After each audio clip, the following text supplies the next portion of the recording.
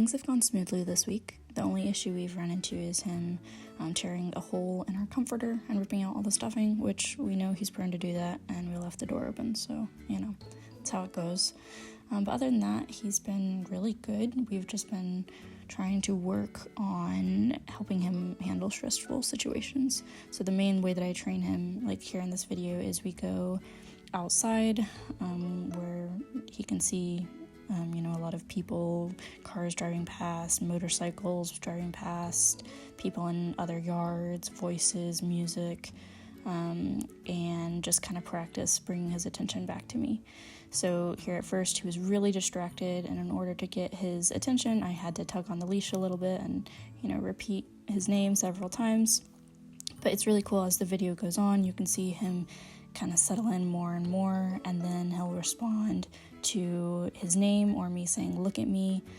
As soon as I say that, I won't have to tug on the leash. He'll just immediately look towards me and take his treat, like there. And then as it goes on, it gets to the point where I don't even have to say anything. He'll just look around, look at whatever's happening, and then look back up at me automatically, take a treat, look back around, look back up at me. So this is ideal. I want him to be kind of checking in with me and keeping focused on me while he's also taking in everything around him. This has been really effective in helping him be more calm in mild stressful situations like this. He is kind of stressed here by all the noises and things happening around our neighborhood on a Saturday afternoon, but it does not seem to help yet in really stressful situations like him hearing a person outside or being at the park. So I hope that this training, as it's being more and more effective in low stressful situations, I hope that it will eventually transfer to highly stressful situations, but I haven't seen that yet. So I don't know, we're gonna just kind of keep working on it. One big update is that we have found a sitter on Rover to take care of him while we're out of town. This is something we've been really stressed about ever since we got him, and we're actually going out of town next week for 4 days. And so, knowing how he does with being at a vet or something, we didn't want to try to board him. And so thankfully I found a fantastic sitter on Rover who has experience with aggressive dogs, and we took him to her house just for one night this past week, just so that she could kind of meet her family, because she does have kids, and see how he did, being away from us for one night. And it went fantastic. Our sitter is absolutely incredible. She was really, really understanding and took all of the necessary precautions, with keeping a leash at him at all times so that she could make sure to easily grab him if she needed to, with keeping him blocked off so that he can't, just suddenly get angry and try to bite her kids, instructing her kids on how to interact with him.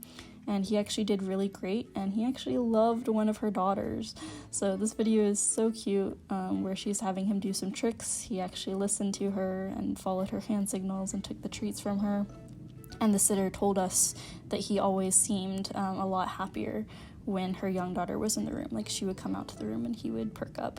So I'm really, really happy. The one night went absolutely great. She had no issues.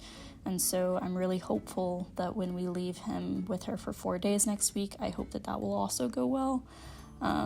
So of course, we're nervous, but I think we found as good a situation as we can. We've also been going on more walks and going to the park several times a week. He's really getting so much better in his leash training. This video is a great example of how I'm trying to teach him that there are kind of different modes for walking the leash, right? So there's this mode where he gets to go and run around and sniff and pull on the leash and stop whenever he wants to. So there's some times where we get to walk like that, but then there's also other times where I need him to stay really close to me, keep that leash really short so that he can't just go and sniff whatever, so that he can't, if we're walking past a person, he can't jump up at them. And he's doing a great job of understanding the difference between those two modes. So you can see here, he understands the fact that he's not supposed to stop and sniff the bush even though he wants to. So he's definitely not perfect, but it is really great that he seems to be, at least acknowledging that a lot more now. I hope that eventually I can get to the point where I can take him running with me, and he'll understand that as like a, another mode of going on a walk is running together. That still is a long way off, because when he runs, he doesn't want to stay close. He wants to just take off. But it is definitely something I think we can get to over the next few months or the next year.